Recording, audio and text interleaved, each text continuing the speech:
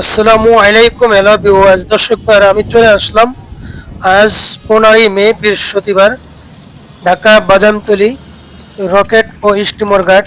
তো আমরা দেখতেছি দীর্ঘদিন ধরে এই রকেটগুলো আপনার খুলনা লাইনে চলতো। তো আমরা দেখতেছি অকার্য অবস্থায় পড়ে আছে।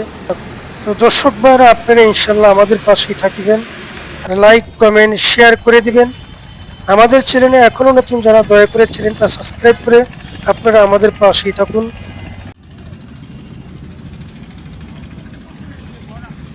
এখন আর কথা নয়, চলুন ভিডিওটা শুরু করা যাক। তো দর্শক ভাইয়ারা, আজকে আমি আপনাদেরকে নিয়ে যেতেছি ঢাকা বাদামতলী স্টিমার ঘাট, খুলনার যে রকেট।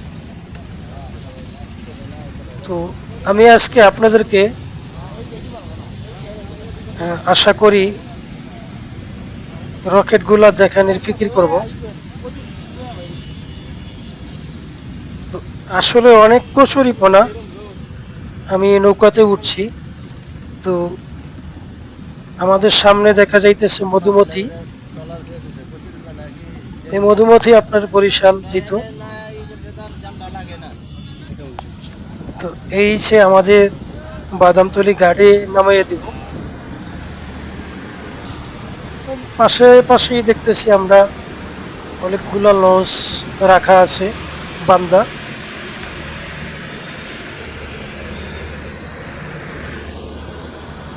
এদিকে দেখতেছি আমরা আপনার মিরাজ লঞ্চ গাড়ি বান্দা আছে, পাশাপাশি আছে তরঙ্গ।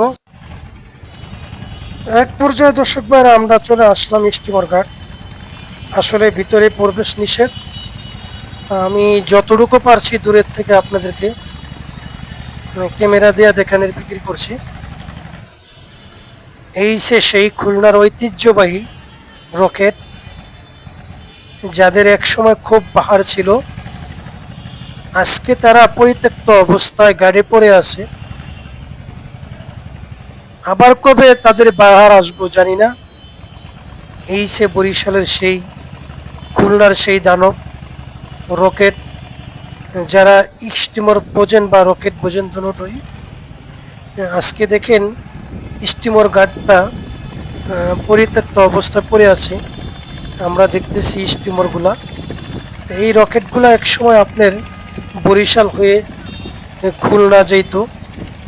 আজকে এই রকেটগুলো আমরা দেখতেছি অনেক দিন যাবতই বর্তমানে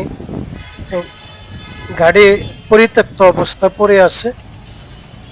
তো দর্শক ভাইয়েরা, আসলে জানা যায় না কবে লাইনে আসবে বা আসবে না।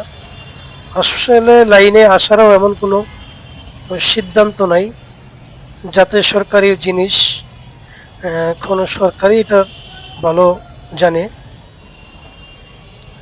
তো দর্শক ভাইয়েরা, এই সে খুলনার ঐতিহ্যবাহী গাজী রকেট।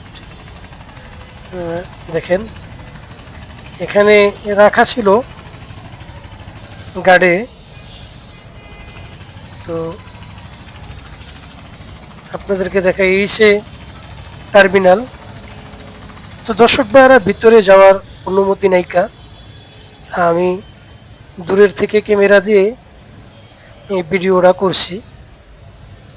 তো দর্শক ভাইয়েরা, যদি ভিডিওটা ভালো লাগে লাইক কমেন্ট শেয়ার করে দিবেন।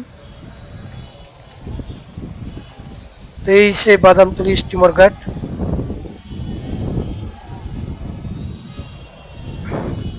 তো দর্শক ভাইয়েরা, আমি আর ভিডিওটা বেশি দীর্ঘ বড় করবো না, আপনারা আমাদের পাশেই থাকবেন, লাইক কমেন্ট শেয়ার করে চ্যানেলটা সাবস্ক্রাইব করে আমাদের পাশেই থাকুন।